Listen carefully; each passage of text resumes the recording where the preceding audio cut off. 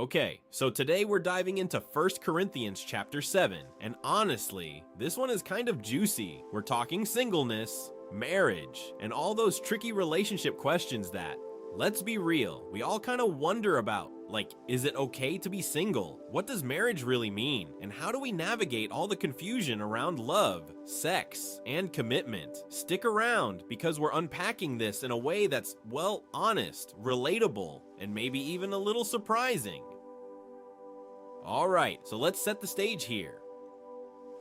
The Church of Corinth wasn't your typical Sunday crowd. It was kind of a mixed bag, and by mixed, I mean really mixed. You had Gentile converts, people who just stepped out of the Roman Empire, which, let's be honest, was kind of a wild and complicated place culturally, and you also had Jewish believers sprinkled in. So right off the bat, you've got this combination of folks, some who are brand new to following God, and some who technically know the law, but maybe aren't exactly living it perfectly. Now, picture this. Paul, the guy writing the letter, planted the church about 5 years earlier, and by the time he's writing, he's seeing a lot of, well, mistakes. Not like little oopsies, but behaviors and attitudes that are actually messing with the community and their understanding of God's word. You know, things that make you go, that's not quite right.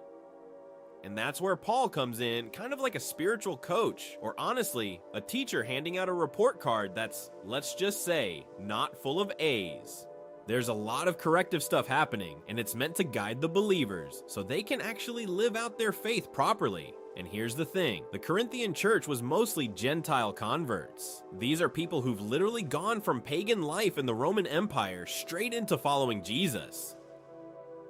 They're excited, but they've got a lot of baggage, right? Old habits, old customs, old ways of thinking about everything, marriage, relationships, money, you name it. And some of them don't even know God's commandments fully. So when they stumble, it's sometimes out of ignorance. They just don't know better yet. Then, on the flip side, you've got the Jewish believers who know God's law but sometimes choose to ignore it. So you have this interesting and sometimes frustrating mix of people doing things either out of ignorance or straight up disobedience.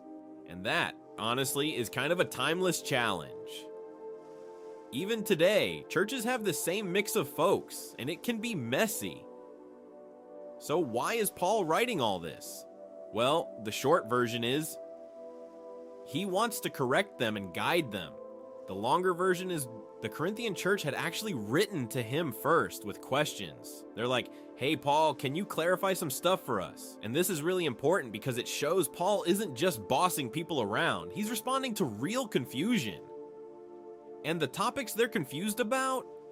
Big ones. Relationships, marriage, singleness, sexual ethics, how to navigate liberty and conscience, spiritual gifts, and even money, how to give properly to God's work. These are real life issues, and they were asking for guidance. They're basically saying, we want to do the right thing, but we're not sure how, and can you help? And that's why the letter is structured the way it is. Paul starts off the first 6 chapters kind of laying the groundwork, pointing out mistakes, clarifying theology, and yeah, letting them know where they're going off track. But then, when he hits chapter 7, he begins addressing their actual questions. He even opens with a line that's like, now concerning the things you wrote me, so right away he's signaling, okay, this is what you asked, this is what I'm going to answer. Chapters 7, 8, 12, and 16 follow this pattern. Paul takes their questions one by one. Relationships in chapter 7, liberty and conscience in chapter 8, spiritual gifts in chapter 12, and money in chapter 16. It's methodical, but it's also super practical. He's not just theorizing, he's giving real guidance for real situations. Back to Corinth, though. Think about the culture there. The Roman Empire wasn't exactly what you'd call a morally simple place. People came with all kinds of practices from pagan culture, and many of those collided with what Paul was teaching about God. And when you're a new believer trying to figure out how to live out your faith, that can be overwhelming. It's like jumping into a completely new lifestyle without a manual, and the manual you do have, the scriptures, sometimes says things that don't quite match what you thought you knew about relationships, sex, marriage, or even social customs. No wonder they had questions. Now, Paul has to be careful and clear. He's writing to correct, but also to guide. The goal isn't just to scold, it's to show them how to navigate their new faith in practical ways that honor God. So when he gets to relationships in chapter 7, he's not just talking in the abstract, he's addressing real confusion. Some people are single and happy. Some are single and struggling. Some are married in ways that Rome recognized, but maybe aren't fully aligned with God's intention. And some are worried about sexual purity. And all of that starts to make sense when you consider the background, the mix of people, the cultural baggage, and the newness of their faith. It's also worth noting, and kind of funny if you think about it, that even though Paul is correcting them, he's also kind of understanding. He knows some of this confusion comes from ignorance, some from past habits, and some from rebellion. So he writes in a way that corrects, but also instructs, almost like a parent who's firm but still loving, who wants the best for their kids even when they don't fully get it. And this really sets the stage for the discussion about marriage and singleness. It helps us understand why people were asking questions like, is it okay to be single? Or how far is too far sexually? Or do we even qualify as married if our wedding wasn't formal? All of these questions make sense once you know the background, and that's exactly what Paul is addressing. So, in short, the Corinthian church was a young, mixed, sometimes messy bunch trying to figure out how to live in this new faith while navigating cultural and moral challenges. Paul's letter is corrective, but it's also responsive, practical, and really caring. And understanding this context is crucial because it shows us that the questions about marriage, singleness, and sexual behavior aren't random. They're deeply connected to the people's circumstances, their struggles, and their desire to honor God. And honestly, that makes the conversation feel way more relatable to us today than it might at first glance. We've all been there, right? Trying to figure out what's right, what's allowed, and how to live with integrity in a world that sometimes doesn't make it easy. Okay, so here's something really interesting about how Paul writes this letter. He doesn't just go chapter by chapter in a random way. There's actually a method to the madness. For the first 6 chapters, he's basically laying the groundwork, pointing out mistakes, giving correction, and kind of setting the tone for the church in Corinth. It's like he's warming them up before he dives into the questions they actually sent him. Then, when we get to chapter 7, he starts using this phrase that pops up a few times in the letter, "Now concerning the things you wrote me." And honestly, that's kind of a big deal because it signals that Paul is about to answer their specific questions, the ones they were confused or concerned about. He's no longer just talking in general, he's responding directly to their inquiries. Chapter 7, of course, kicks off with the question about relationships. This is where he starts talking about singleness, marriage, and eventually divorce. Basically, the church asked him, "Paul, what does God want us to do in these areas?" And he's like, "Okay, let's unpack this." And the neat thing is, this pattern continues in a couple of other chapters as well. In chapter 8, he opens in the same way. Now concerning things offered to idols. That's where he gets into questions about liberty and conscience. Like, what are Christians allowed to do? Are there limits? How do we navigate gray areas without compromising our faith? So you see the same structure. The church asks, Paul answers, and he gives practical guidance. Then there's chapter 12, where he again starts with, now concerning spiritual gifts. And here he's answering questions about how gifts work in the church. Who should do what? How do we use our gifts to serve God and others? And finally, chapter 16, which opens with, now concerning the collection for the saints. So here, Paul is answering questions about money, giving, offerings, tithes, and generosity in the context of God's work. It's kind of fascinating because he uses the same approach each time, and you can almost see him thinking, all right, here are the things they actually wrote to me about, so let's go through them carefully and make it clear. What's really cool about this pattern is that it shows Paul as someone who isn't just laying down rules for the sake of rules. He's engaging with real confusion and curiosity.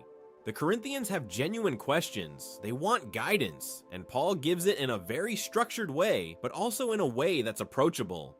He's not being overly rigid, there's a conversational tone even in writing. You can almost hear him saying, look, here's what you asked, and here's what God wants. And for us today, this method makes the letter feel really relatable.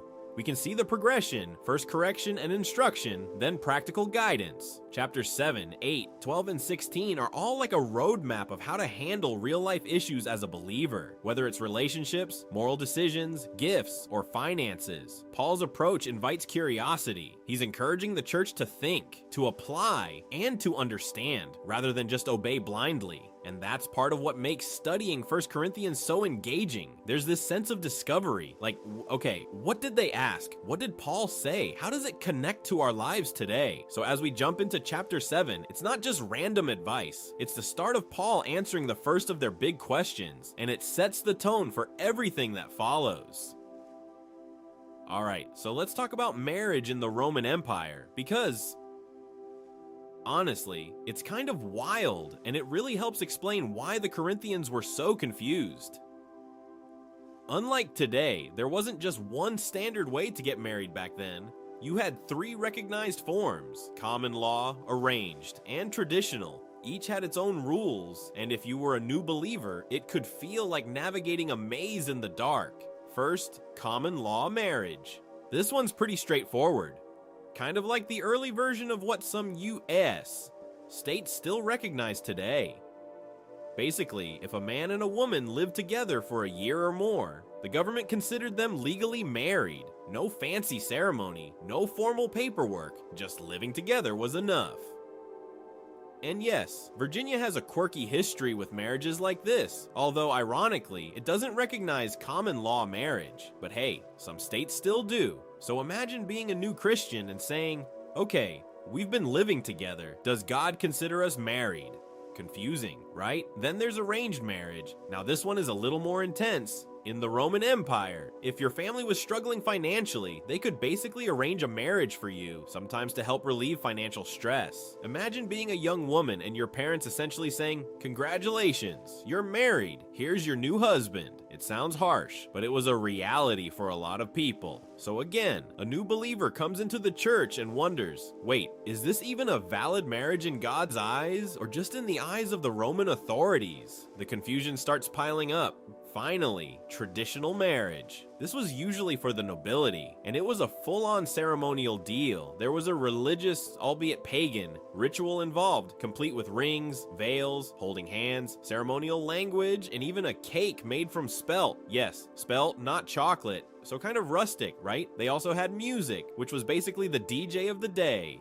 And some of the customs we see in modern weddings, veils, rings, shared cake, they actually come from these ancient Roman traditions. So even if you were a new Christian who had a traditional wedding, you might look around and think, is God okay with all these pagan elements? So picture this, the Church of Corinth is filled with people coming from these 3 different types of marriages. Some are single, some are married through common law, some were arranged, and some had the traditional ceremony.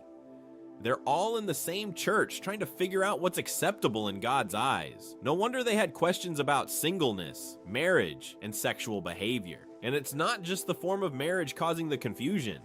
There were also these errant views creeping in from philosophies like Gnosticism and asceticism. Gnosticism basically said the body doesn't matter, it's all about the spirit. So some people thought, well, if my body doesn't matter, maybe it doesn't matter what I do sexually.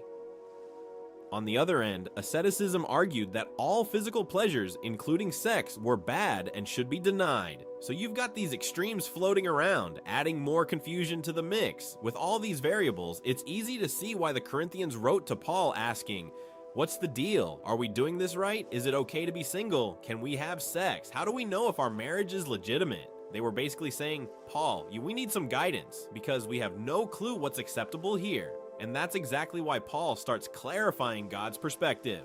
He's not just giving arbitrary rules, he's helping people navigate a very messy reality with faith, integrity, and understanding. Understanding this historical context also helps us today. When we read Paul's advice about singleness and marriage, we can see why it was so necessary. He wasn't writing for an abstract audience. He was addressing real people in real situations, with real confusion about relationships, culture, and moral norms. He's giving them guardrails, not just rules, so they can honor God in their specific circumstances, and it makes his guidance way more relatable. It's like, imagine trying to follow a GPS that's giving directions based on a completely different city layout. Without context, it's easy to get lost. Paul's explanations give the context and the map. So, to sum it up, the 3 recognized forms of marriage in the Roman Empire created a lot of questions for new believers in Corinth. Common law, arranged, and traditional marriages all had different standards and social acceptance. Plus, add in Gnosticism and asceticism, and you've got a recipe for confusion.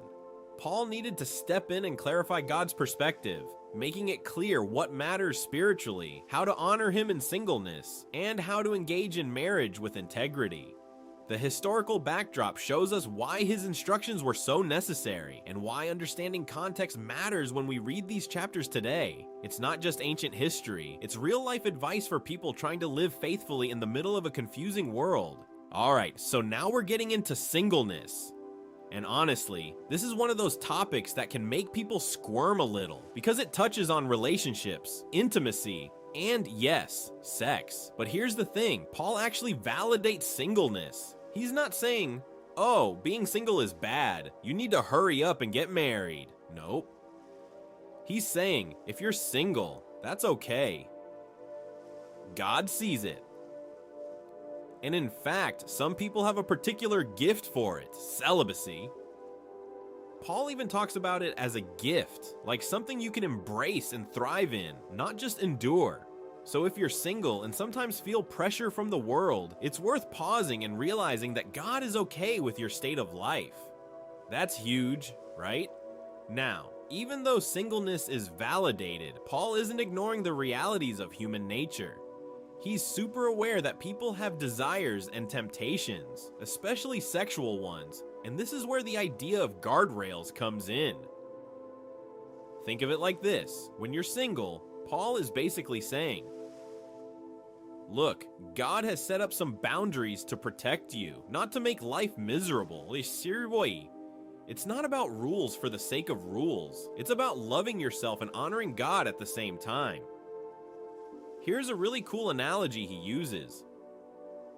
The Greek word for not touching a woman literally means not kindling or lighting a fire. So picture this: if you're single and you engage in sexual behavior that sparks desire, it's like lighting a fire. And the fire, well, it's gonna get out of control if you're not married yet. Paul's basically saying, stop before that fire gets burning, because it's dangerous to your soul and your walk with God. And let's be real, we've all been there in a sense. Things can escalate faster than we expect. So the guidance isn't arbitrary, it's practical. Paul even talks about self-control. He knows some people have a natural ability to handle their desires and wait, and some don't, and he's honest about that. For those who struggle, he says it's better to get married than to be consumed by passion, and that's where trust in God comes into play. You might read that and think, wait, why do I have to wait? Why can't I just do what feels natural? And that's okay to feel that way. It's normal. But the point is that God's boundaries are in place for your good, even when they don't always make sense at first. It's a balance of trust and obedience, like saying, God, I don't fully get this, but I trust you have my best interest at heart. And here's another important point. Paul acknowledges that people have different dispositions. Some singles genuinely enjoy being single. They're content, even delighted to focus on God without the distractions of marriage. Others are single and really want to be married. They're waiting for God's timing and the right person. Paul validates both situations. There's no shame in either. This is so refreshing because it combats the common misconception that being single is somehow incomplete or a failure. No, God sees value in both states. Paul also makes a key distinction between physical desire and relational desire. It's not wrong to want companionship or intimacy. The problem arises when those desires are acted upon outside the proper context. That's why the guardrails exist. They aren't just about saying don't do this or don't do that for fun. They're designed to protect your heart, your integrity, and your relationship with God. It's like a parent telling a toddler not to touch the stove. You don't fully understand why. You might even be annoyed, but you trust that it's for your own good. And speaking of parents, Paul uses another subtle example. Think of God's care like a parent with a child who wants candy. You know how toddlers cry and throw tantrums because they don't get the lollipop yet? They don't understand why it's dangerous or why they have to wait. That's exactly how singleness can feel. You want certain things now, but God says, not yet, trust me. The lollipop analogy? Spot on. It's about timing, protection, and love. God knows what's best, even if we can't see the bigger picture. Now, let's circle back to celibacy as a gift. Paul says that some people are content to remain single, and that's a gift. And here's the thing about gifts. They're meant to be celebrated, not endured grudgingly. Being single allows a person to focus more fully on God, to invest in ministry, relationships, and personal growth without the added responsibilities of marriage. It's a time to thrive spiritually, to pursue God wholeheartedly, and to honor Him in a unique way that married individuals might find more challenging due to their family commitments. But Paul is also real about the challenges. Singleness isn't a free pass to ignore desire. There's still temptation, and that's why the boundaries are crucial. He's not saying you're bad or weak if you struggle. He's saying, here's how to manage it wisely. And the fire analogy works beautifully here. If you're single and you're tempted to cross the line, think of it like sparks flying toward a dry pile of wood. One spark can lead to a blaze. So the advice is to stop before the spark catches. And ultimately, the lesson Paul gives is all about trust. Trusting God, trusting His timing, and trusting that the boundaries He sets are for our good. Even if we don't fully understand them, or even if we'd prefer a different path, following His guidance keeps us safe and allows us to honor Him. It's a lot like life in general. Sometimes we don't understand why things happen a certain way, but we trust the wisdom of someone who has our best interests at heart. So to sum up, Paul validates singleness as a legitimate, even blessed state of life. He acknowledges celibacy as a gift, celebrates those who embrace it, and provides clear guardrails to manage sexual desire responsibly. The fire analogy makes it tangible. When single, avoid kindling desire outside of marriage. And if self-control is difficult, marriage is the safe, honorable way to satisfy those passions. Throughout it all, the key is trust. Trust God's boundaries, trust His timing, and trust His care, even when it's challenging to understand. And honestly, that's a really freeing perspective for anyone navigating singleness today, because it shows that your state of life has purpose, value, and dignity in God's eyes. Alright, so now let's dive into marriage, and this is where things get really interesting. Paul doesn't just talk about singleness and celibacy, he also makes it super clear that marriage is a good thing. Like, not just okay, but God ordained and meant to be a blessing. He's not saying you have to get married, but he's celebrating marriage as part of God's design. From the very beginning, we see this in Genesis with Adam and Eve, where God says, a man shall leave his father and mother and be united to his wife, and the two shall become one flesh. It's the original blueprint, and Paul is reinforcing that same idea. Now, let's be honest, marriage isn't all rainbows and butterflies, but Paul isn't sugarcoating it either. He talks about the real stuff, including sexual intimacy. And yes, he says that God actually celebrates sex within marriage. This might sound surprising to some people, but it's true. Marriage is designed for companionship, emotional connection, and yes, sexual fulfillment. Paul even gives some practical guidance on how this works. He uses phrases like rendering due affection or giving conjugal rights, which, okay, might sound a little stiff in translation, but basically, it's all about mutual care and responsibility. Both husband and wife have authority over each other's bodies, not in a controlling way, but in a way that says, we are in this together, and we want to meet each other's needs. And here's where it gets relatable. Men and women are different, right? So Paul's advice is very practical. He acknowledges the differences in how men and women experience sexual desire. For example, women often need emotional connection, affection, and reassurance to feel fully engaged. Whereas men, well, the guy doesn't need a long checklist. Let's be honest, it's simpler in some ways. So understanding these differences is part of honoring your spouse. It's about paying attention, learning what your partner needs, and making the relationship a safe space where intimacy can thrive. Paul is basically saying, look, don't just think about yourself. Think about the other person too. Let's make this even more concrete. Imagine you're married and trying to navigate intimacy. It's not just physical, it's emotional, spiritual, relational. If you want a thriving marriage, you need to invest in all those areas. Help with household chores, spend time together, hold hands, say "I love you," and listen when they talk. These things matter. A woman might feel more connected when her husband takes initiative in everyday life, like helping with the kids or the dishes. And that actually translates into intimacy. And for men, well, there's an emotional component too, but it can be simpler. Feeling appreciated, respected, and desired goes a long way. Paul's guidance helps couples understand that sexual intimacy isn't selfish. It's about mutual fulfillment and honoring God through loving each other. And here's the thing about sexual expression in marriage. It's not taboo, it's part of God's plan.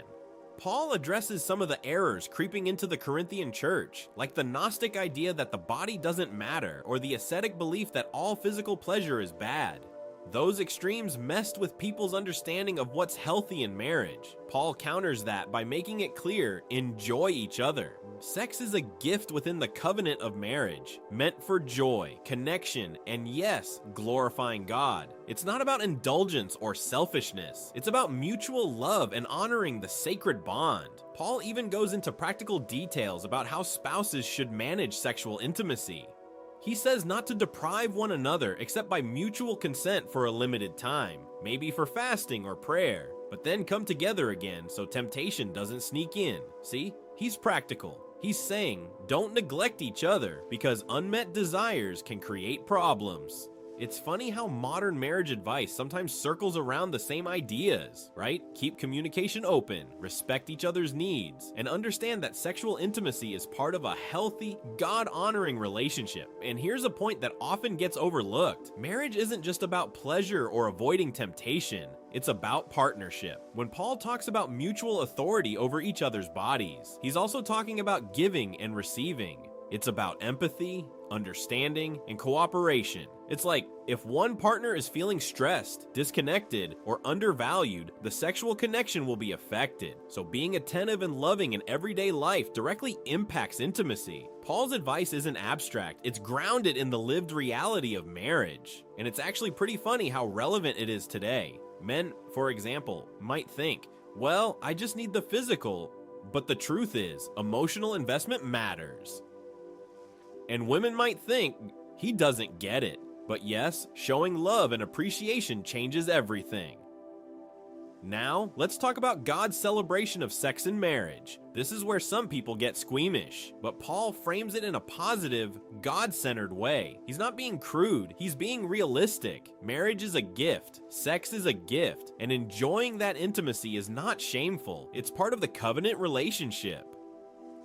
When a couple enjoys each other appropriately, with love, respect, and mutual care, they're actually reflecting God's design. It's not indulgence, it's honoring Him by loving your spouse fully, physically and emotionally. Paul also emphasizes that marriage should be based on mutual respect and understanding. This includes recognizing each other's differences and responding appropriately. Men and women experience intimacy differently, yes, but both have needs, and both are responsible for meeting the others. It's not a one-way street, and humor helps here too. Think about how couples sometimes navigate awkward moments or misunderstandings, and just laugh.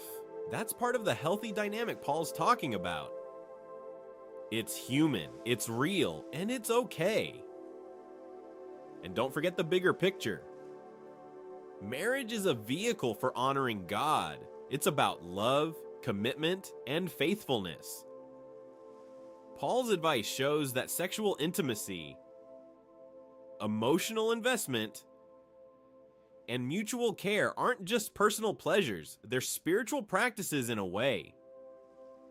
When a husband and wife love each other fully, they're reflecting God's love to the world, modeling covenant faithfulness, and nurturing a healthy family and community. That's huge, right? Marriage is more than just two people living together. It's a partnership that reflects God's heart. So, in summary, Paul advocates marriage as a good, God-ordained institution. He celebrates sexual intimacy within marriage as a gift, stresses mutual sexual responsibility, and encourages understanding the differences between men and women to foster love and fulfillment. Sexual expression in marriage isn't just allowed, it's part of honoring God. And Paul's guidance is practical, relatable, and full of common sense, even with a little humor sprinkled in. The key takeaway: marriage is a blessing, intimacy is a gift, and mutual care and understanding are central to a God-honoring relationship. And honestly, if couples embrace this perspective, it can transform how they connect, communicate, and love each other, making marriage both joyful and spiritually meaningful. Okay, so let's wrap up this part by looking at the advantages of both singleness and marriage, because Paul actually has some pretty interesting things to say here.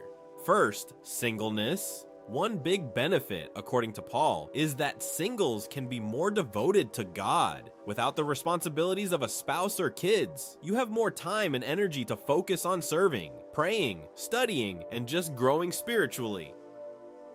You can really pour yourself into your relationship with God without the distractions that come with marriage. It's not better or worse, just different and valuable in its own right. Another advantage Paul mentions is fewer troubles. And let's be honest, marriage can be wonderful, but it can also bring some challenges. When two imperfect people come together, there are going to be disagreements, misunderstandings, financial issues, parenting challenges, and yeah, sometimes thermostat wars. It's just part of life. Singleness, on the other hand, can mean a simpler path in that sense. You get to navigate life without the extra layer of relational complexity, which can be freeing. But again, it's not that married life is bad, it's just different. Speaking of marriage, Paul also points out some advantages there. One big thing is mutual support. You've got someone to walk through life with you. There's emotional support, physical support, companionship, and yes, the joys of intimacy. Even when things get tough, having a spouse means you're facing those challenges together. There's partnership in decision making, in caring for a home, in raising kids, and in growing spiritually together. That shared life is a huge blessing and can make even hard times more manageable and meaningful. So, in other words, both states have their perks. Singleness allows for focused devotion to God and potentially fewer complications, while marriage provides partnership, support, and shared joy. And Paul is very clear, both are valid and should be honored. There's no reason to look down on someone who is single or to assume that married life is automatically better. God values both paths, and both can be used to glorify Him. Some people are called to singleness, some to marriage, and some might experience both at different times in life. And here's the thing, Paul isn't giving a rigid formula. He's acknowledging the reality of human desires, the blessings of companionship, and the practical considerations of living a faithful life. It's like he's saying, hey, whatever state you're in, embrace it, honor God in it, and make the most of the opportunities it gives you. That perspective can be really freeing, especially when you feel pressure from society, family, or peers about where you should be in life. So whether you're single or married, there's value in your season. Singles can pour into God and experience a unique kind of freedom, while married folks get to share life, love, and responsibilities with a partner. Both paths are honored by God, and both offer opportunities to live fully and faithfully. And honestly, seeing it this way can take a lot of the stress and comparison out of our thinking. It's not about which is better, it's about embracing the gifts and responsibilities of where you are and using them to grow closer to God and serve others. Alright, so that's a wrap for today. Whether you're single, married, or somewhere in between, the main takeaway is that both states have purpose and value in God's eyes. Singles can focus on Him fully, and couples can grow together in love and intimacy. Hopefully, this gives you a little perspective and encouragement. If you enjoyed this discussion, go ahead and maybe subscribe for more content like this, and stick around. We've got plenty more to explore together.